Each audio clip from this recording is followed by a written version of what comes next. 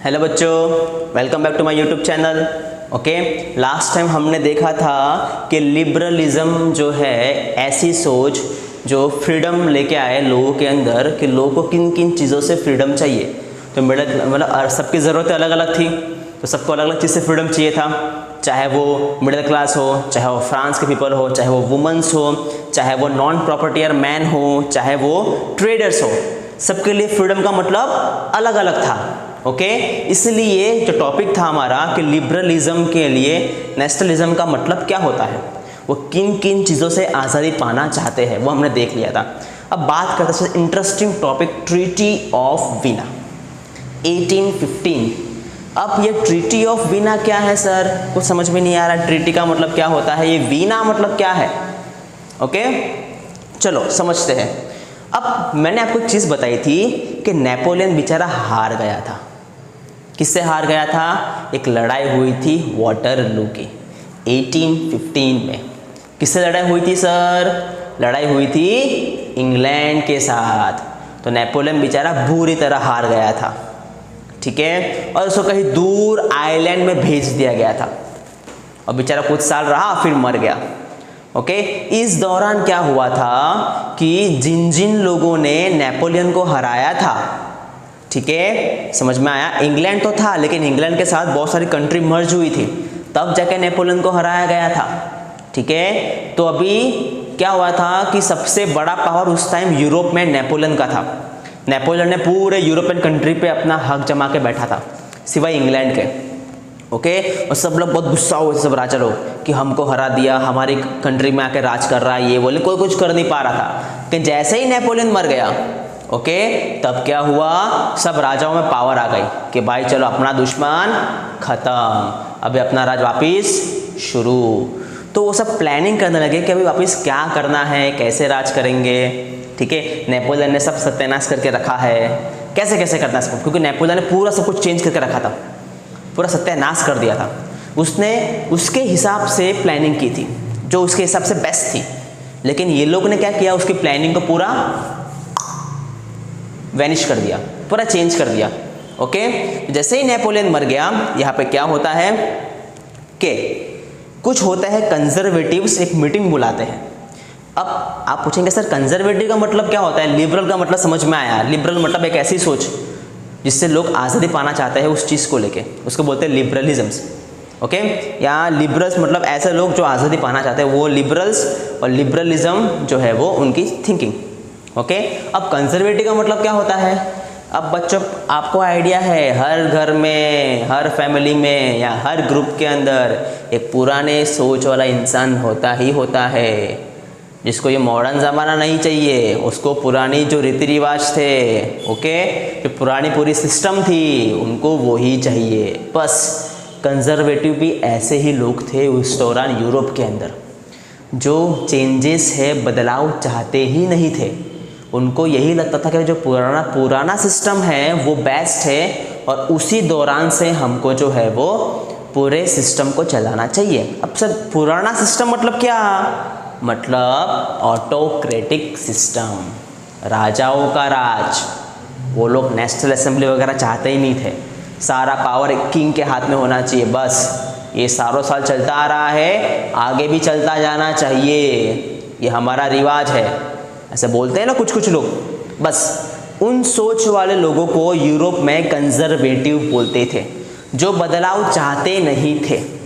और अगर मान लो कुछ कुछ लोग सोचेंगे हाँ चलो बदलाव कर देते हैं, लेकिन इतना नहीं, जितना हम बोलेंगे उतना ही धीरे धीरे धीरे धीरे धीरे बदलाव करेंगे। समझ में आया? Gradual changes.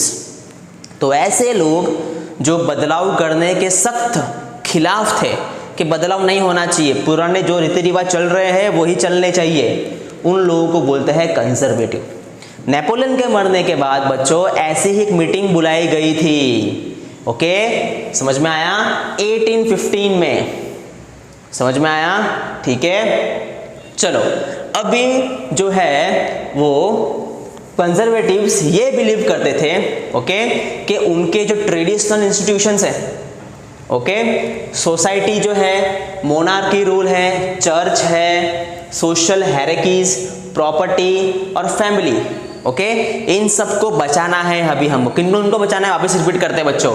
ट्रेडिशनल इंस्टीट्यूशंस मतलब जो हमारे जो ट्रेडिशन है उनके लिए जो हम एक संस्था चलाते हैं, ओके, वो हमें अभी बचानी है हमारे पूरे समाज के लिए, ठीक है। दूसरा, मोनार्की रूल को बचाना है, जो राजाओं का रूल है वही अच्छा है, वो बचा के रखना है, ठीक है। उसके बाद चर्चेस को बचा के रखना है। चर्च में हमको कोई मॉडर्नाइजेशन नहीं चाहिए। जो हमारा पुराना चर्च था, जैसे पूरा डिजाइन किया गया था वही चर्च हमको चाहिए, ओके। सोशल हायरार्कीज मतलब कि जो डिफरेंस होते हैं ना लोगों के बीच में, upper caste, middle class, lower caste, वो तो होने ही चाहिए भाई, तो ही तो लोगों को मिलेगा, समझ में आएगा कौन ऊपर है कौन नीचे है। तो वो लोग यही चाहते थे, ओके। प्रॉपर्टी वाले कि प्रॉपर्टी वाले सबसे ऊपर, जो प्रॉपर्टी जिसके पास नहीं है वो सबसे नीचे, ठीक है। ये तो होना चाहिए भाई साहब। उसके बाद और फैमिली, जो फैमिली की वैल्यूज है, ओके, कि वुमेन्स को इतना ही हक मिलना चाहिए, ज़्यादा उसको छूट नहीं देनी चाहिए, ठीक है। नॉन प्रॉपर्टी और मैं इसका प्रॉपर्टी नहीं, इसको वोट का अधिकार मिलना ही नहीं चाहिए। ये सारी चीज़ वापस लेके आए, पुरानी सोच पूरी वापस आ गई, ओके। क्योंकि भाई ये पुराने सोच वाले इंसान ही थे, कंजर्वेटिव्स, ठीक है। सब मिलके नेपोलियन के बाद सब लोग एक जगह पर मिले, मीटिंग की। नेपोलियन चला गया है, अब बारी हमारी, हमला करो। हमला तो हो गया है, खत्म हो गया था सब, ठीक है। अब सिर्फ राज करो, ठीक है। समझ में आया? चलो, अभी उन्होंने बाद ये सोचा कि नेपोलियन ने कुछ कुछ काम ऐसे किए थे जो अच्छे थे, ओके। उनको लगता था कि वैसे कुछ कुछ काम जो है वो जो नेपोलियन ने लिए गए हैं, उसने किए हैं, जिससे हमारे सिस्टम है। नेपोलियन ने क्या क्या अच्छा काम किया था, उसने वेट सिस्टम और स्टैंडर्ड्स को हर जगह सेम किया था। जर्मन के अंदर थोड़ी प्रॉब्लम्स थी, लेकिन बाकी सब जगह पे करेंसी वगैरह नेपोलियन ने जो है वो वेट सिस्टम इक्वल किया था, तो वो उनको अच्छा लगा, ठीक है। नेपोलियन जिस तरह से अपनी आर्मी को, अपने मिनिस्टर्स को, ओके, जिस तरह से वो मैनेज करता था, जो पूरा सिस्टम था एडमिनिस्ट्रेटिव का जो सिस्टम था पूरा, ओके, टैक्स कौन कलेक्ट करेगा, आर्मी का चीफ कौन होगा, वो सब जो पूरा सिस्टम था वो बहुत अच्छा था, बहुत स्ट्रॉन्ग था वो सिस्टम, ठीक है। तो उनको वो सारा सिस्टम है बहुत अच्छा लगा। उन्होंने बोला कि हम वो सिस्टम को अपनाते हैं और हम जो है वो हम जो हमारी सोच क्या है कि मोनार्की रूल को वापस लेके आना, तो हम वो रूल वापस लेके आएंगे, लेकिन ये सिस्टम यही रहेगा ताकि वो और थोड़ा मजबूत बन जाएगा, वैसा कुछ कमी है वो पूरी हो जाएगी। आया समझ है बच्चों? तो ये जो है वो सोच तो पुरानी है उनकी, लेकिन उन्होंने कुछ नई चीज़ें ली जिसके उनको फ़ायदा होगा। जो नेपोलियन ने जो चीज़ें नई नई की थी ना, वो उसको बोलते हैं मॉडर्नाइजेशन। नेपोलियन ने कुछ मॉडर्न चीज़ें, कोई नई नई चीज़ें इनोवेट की थी अपने सिस्टम को स्ट्रॉन्ग बनाने के लिए। बस वही चीज़ों ने, वही चीज़ को लेके जो कंजर्वेटिव्स थे उन्होंने चीज़ को जो है वो अपने हक के अंदर ले लिया, अपने सिस्टम के अंदर ले लिया, और उससे वो लोग मोनार्की रूल को वापस लाना चाहते थे। ओके बच्चों, समझ में आया? चलो अब थोड़ा आगे जाते हैं कि हुआ क्या था, एग्जैक्टली क्या हुआ था, मैं बताता हूँ आपको। 1815 की बात है। बड़े बड़े countries European, Britain, Russia, Prussia, Austria, ये सब ने मिलकर नेपोलियन को हराया था। ओके, कौन सी कंट्री बच्चों? ब्रिटेन, रशिया, प्रूशिया, ऑस्ट्रिया, इन सब ने डिफीट किया था नेपोलियन को, और सारे इकट्ठा हुए थे मीटिंग के लिए। कहाँ पे इकट्ठा हुए थे? वीना। ओके, वीना में मीटिंग करने इकट्ठा हुए थे। अब मीटिंग वो लोगों ने शुरू की। अब मीटिंग का लीडर कौन था? ड्यूक मेटरनिच। ओके, एक ऑस्ट्रियन चांसलर था ड्यूक मेटरनिच। दिख रहा है आपको फोटो बच्चों? ये ड्यूक मेटरनिच था। बस इसी मीटिंग का नाम बोला जाता है ट्रीटी ऑफ वीना 1815। ओके बच्चों, कि नेपोलियन के मरने के बाद जिन जिन कंट्रीज ने मिलकर नेपोलियन को हराया था, ब्रिटेन, रशिया, प्रूशिया, ऑस्ट्रिया, ठीक है, सब ने आपस में लोगों को एक मीटिंग में बुलाया गया था। कहाँ पे? वीना में। मीटिंग किसने बुलाई गई थी? कौन लीड कर रहा था उसको? ड्यूक मेटरनिच, ठीक है। और बस इसमें जो डिस्कस हुआ था, जो फैसला लिया गया था, इस पूरे हम प्रोसेस को बोलते हैं ट्रीटी ऑफ वीना इन 1815। अब बात करते हैं कौन से फैसले लिए गए थे इसके अंदर। ओके बच्चों, समझ में आया? ज़रा ध्यान देना इसके ऊपर, ठीक है। ओके, अब बच्चों ये है कुछ फैसले जो लिए गए थे, मैं आपको 1 to 1 समझाऊंगा, ठीक है। तो आपको बस खाली समझना है और फोकस करना है बच्चों, ये कौन से फैसले लिए गए थे। सबसे पहले जो बॉरबन डायनेस्टी है उसको वापस लाया गया था। अब बच्चों बोलते हैं बॉरबन क्या सर, बॉरबन बिस्किट? नहीं नहीं नहीं नहीं, बॉरबन डायनेस्टी का मतलब क्या होता है, लुई 16 जो है वो कौन सी डायनेस्टी से था बच्चों, बॉरबन डायनेस्टी से था, लुई 16। ओके, समझ में आया। तो बस वही जो पूरा खानदान था ना उसका, वो बॉरबन डायनेस्टी से था। तो बस लुई 16 के आगे वाली पीढ़ी जो है उसको राजा बनाया गया। ओके, समझ में आया, वही लिखा गया है, the Bourbon dynasty was restored, Bourbon dynasty को वापस लाया गया। ठीक है बच्चों, समझ में आया। नेक्स्ट, अभी France lost territories it had annexed by the Napoleon. अब नेपोलियन बताया कि नेपोलियन का बहुत उसके अंदर बहुत वो था, क्या बोलते हैं उसको, पावर, कि कुछ हासिल करना है। क्या हासिल करना है, फ्रांस तो मेरे पास है, मुझे आसपास के सारी कंट्रीज चाहिए। तो नेपोलियन ने जितने भी कंट्री पे अपना कब्जा किया था ना, ये लोगों ने सब हटा दिया। ओके भाई, फ्रांस वालों सिर्फ फ्रांस तक ही रहने का, बाकी सब कंट्री अभी आज़ाद। नेपोलियन मर गया ना, उसने कंट्री जीती थी, अब नेपोलियन मर गया, सब कंट्री आज़ाद। तो फ्रांस के पास जो भी सारी अलग अलग कंट्रीज थी वो सब को आज़ाद कर दिया गया, फ्रांस अकेला रह गया। ठीक है, समझ में आया। और फ्रांस को ये भी बोला बच्चों कि आगे जाके तुम कोई भी कंट्री पे कब्जा नहीं कर सकते। समझ में आया, लिखा है यहाँ पर, it prevented expansion of France in future, कि फ्रांस अभी भी फ्यूचर में अपने किंगडम को बढ़ा नहीं सकता, जितना है उतना ही रहना पड़ेगा। ओके बच्चों, समझ में आया। अब कुछ चेंजेस उसने किए हैं, ध्यान देना। एक कंट्री है नीदरलैंड। ओके, ये नीदरलैंड को बेल्जियम के साथ जोड़ा गया। ओके बच्चों, समझ में आया। ये दिख रहा है आपको नीदरलैंड, ओके, इसको जोड़ा गया बेल्जियम के साथ, समझ में आया। ठीक है, ये पूरा बेल्जियम के साथ उसको जोड़ा गया, नीदरलैंड को। ठीक है, पहले नीदरलैंड अलग था, अब दो कंट्री को ज्वाइंट कर दिया गया, नीदरलैंड और बेल्जियम। मतलब बेल्जियम है, अभी नीदरलैंड पे वो हक जमाएगा अपना। ओके, समझ में आया। नेक्स्ट, ठीक है, तो नीदरलैंड को किससे जोड़ा गया, बेल्जियम के साथ। Okay, north and Genoa was added to the south. Okay, अब जेनोवा जो है उसको साउथ में जो है वो एडजस्ट किया। किधर गया जेनोवा, जेनोवा ये रहा जेनोवा। ओके, समझ में आया। ये जेनोवा का जो है वो ये किंगडम ऑफ टू सिटीज, ठीक है, इसके साथ मर्ज कर लिया गया कि अभी दोनों को जो है वो एक ही राजा दिखेगा।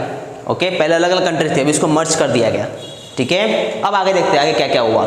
ठीक है, तो Prussia was given a new territory in western frontiers and Austria was given control of Italy. अब प्रूशिया जो है, किधर है प्रूशिया, ये रहा प्रूशिया। ओके, ये रहा प्रूशिया को जो है कुछ एक्स्ट्रा कंट्री भी मिली, एक्स्ट्रा राज मिला कि तुम एक्स्ट्रा पार्ट देखोगे। ओके, समझ में आया।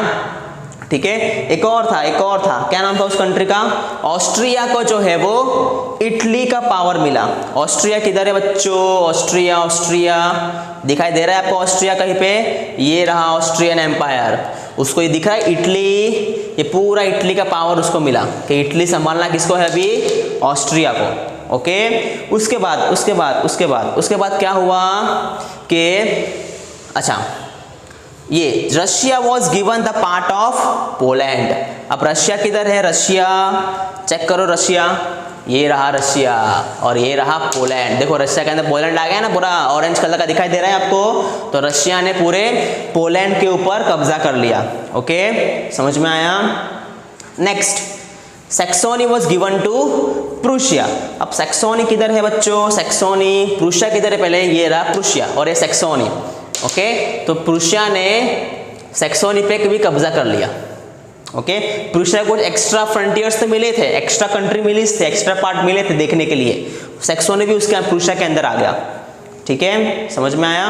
उसके बाद क्या है, अब ये सारे रिजिमेंट्स हैं जो मैंने बताया आपको, प्रूशिया, एक मैं फोटो दिखाता हूँ, ओके, ये प्रूशिया, ये नीदरलैंड, ये इटली के साथ जुड़ गया है, ऑस्ट्रियन एम्पायर को इटली मिल गया है, रशिया के अंदर पोलैंड आ गया है। ये सब ऐसे कैसे नहीं हुआ था, ये सब वहाँ के आए थे ना, जो राजा लोग आए थे कंजर्वेटिव्स, उन्होंने सोचा था, उन्होंने अपने पूरे यूरोप को इक्वल पार्ट में डिवाइड कर दिया गया था कि मैं ये देखूंगा, मैं वो देखूंगा।